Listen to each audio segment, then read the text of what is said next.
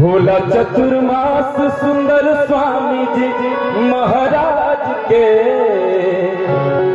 मन हर साय देखी वैष्णव समाज के।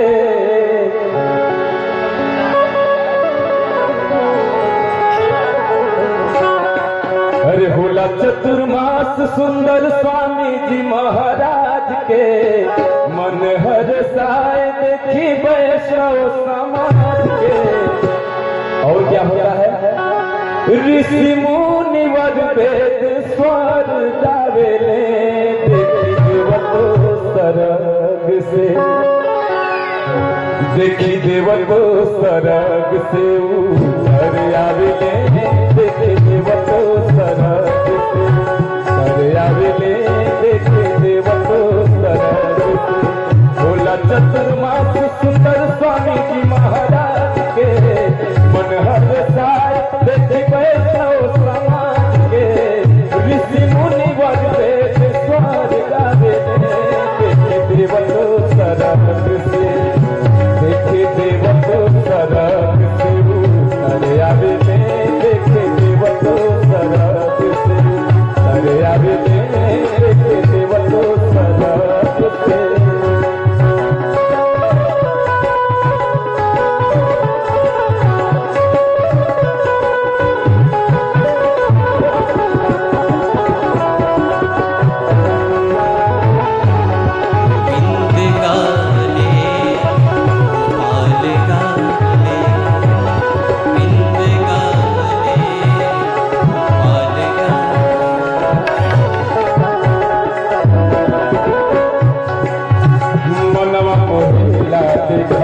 जग साला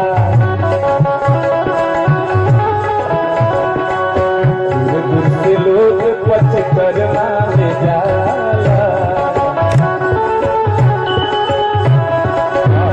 मनवा मोहेला देखत जग साला दूर दूर से लोग बड़ी करना में जाला। स्वामी जी से पावन से कथा सुहावन लागे भाव भोर हो जाला नैया के अंतर मन जागे।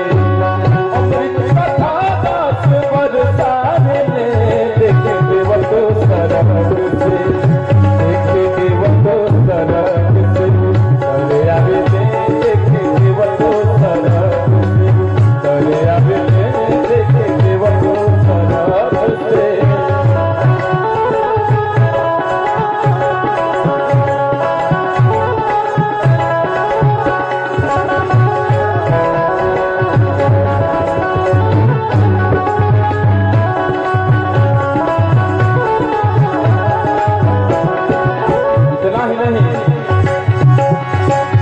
हाथी घोड़ा रथ केहू पालकी सजा के लाखों नर नारी शोभा यात्रा में आके। हाथी घोड़ा रथ केहू पालकी सजा के लाखों नर नारी शोभा यात्रा में आके।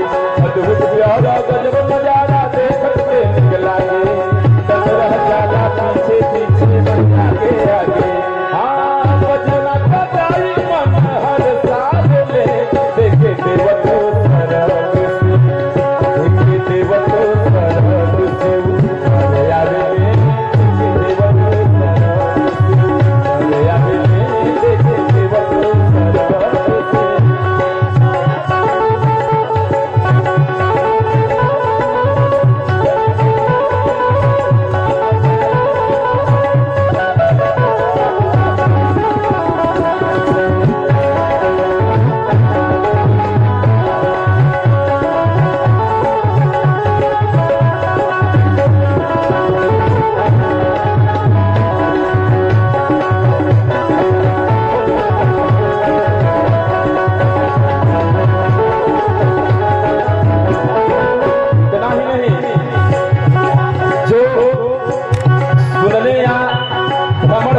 से भी अगर इस जग के लिए आया हो उसका भी कल्याण होता है। कैसे?